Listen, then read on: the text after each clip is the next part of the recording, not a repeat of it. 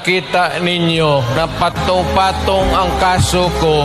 Sa totoo lang, ang balita ko, may warrant daw ako pag...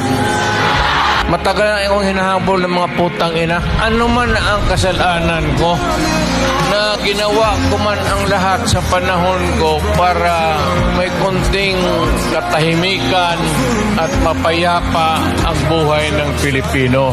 Assuming na totoo, bakit ko ginawa yan? Para sa sarili ko? Para sa pamilya ko? Para sa inyo at ang inyong mga anak sa ating bayan. Bakit? Tumahimik ba ang bayan natin kung Pilipinos? Hold up dito, hold up.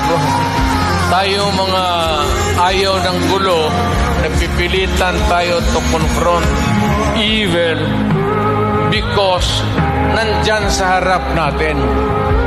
Sino ba naman gustong pumatay? Putang inang yan.